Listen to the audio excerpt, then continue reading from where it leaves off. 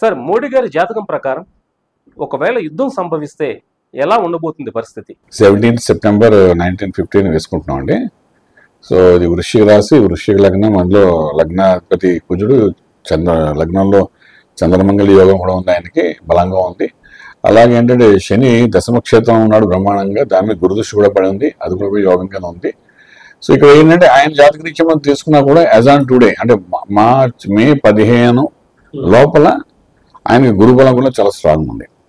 వృశ్చిక రాశి మీద బృహస్పతి యొక్క అనుగ్రహం ఉంది 15-16 తర్వాత వరకు ఉంది. సో ఈ ఏడాది ఆయన మన గెలిచినప్పటి నుండి మే 15 వరకు ఆయనకు గురుబలం అద్భుతంగా ఉంది. అది ఉంది కాబట్టి ఆయన స్ట్రాంగ్ ఇంకొంచెం అయ్యాడు. ఇప్పుడు ఇనిషియేట్ చేసిన దానికి ఆ గురుబలం ఉన్నప్పుడు ఆయన చేస్తున్నారు ఉన్నది కాబట్టి డెఫినెట్గా ఆయనకి ఇప్పుడు ఈ టైంలో ఆయనకి నేమ్ ఫేమ్ ఇవన్నీ రావడం అది కనబడుతుంది.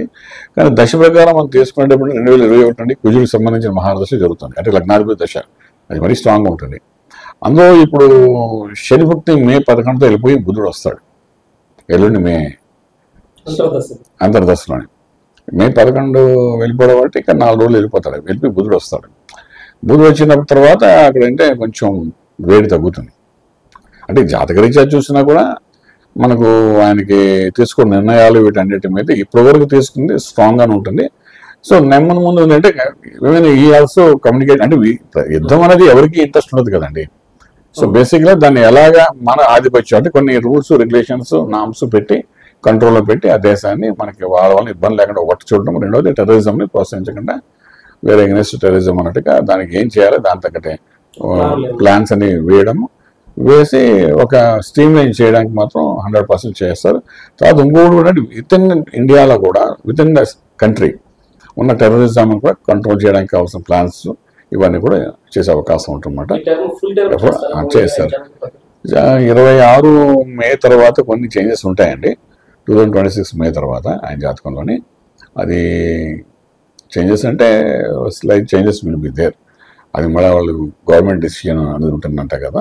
2026 మేతో చిన్న చేంజెస్ ఉంటాయి, కానీ టైం మాత్రం 2028 నవంబర్ వరకు బాగుంది. 28 నవంబర్ వరకు డోకా లేదు. But still there is small changes అది కనబడుతున్నాయి 26లోని. 26 మేలో కనబడుతుంది, మే 8 తర్వాత ఎగ్జాక్ట్లీ 1 year తర్వాత కనిపిస్తుంది. సో అది ఎంతవరకు వర్కౌట్ అవుతుందో మనం చూడాలి. అది చేంజ్ అంటే సాధారణ వీళ్ళు దాంట్లో ఏమవుతుందంటే decision maker is behind the screen, certain people are there.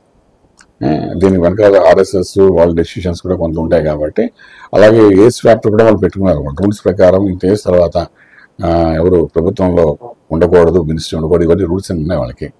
ఇవన్నిటికి సంబంధించిన 26 మేలో కొన్ని నిర్ణయాలు. అప్పుడు పవర్ ఎలా ఉంటుంది, అందరూ ఆయనకు అనుకూలంగా ఉంటే కంటిన్యూ టిల్ 2028 నవంబర్ వెళ్ళిపోతుంది. ప్రాబ్లం ఈ టైంలో ప్రాబ్లం లేదండి, గవర్నమెంట్కి ఏం ప్రాబ్లం లేదు.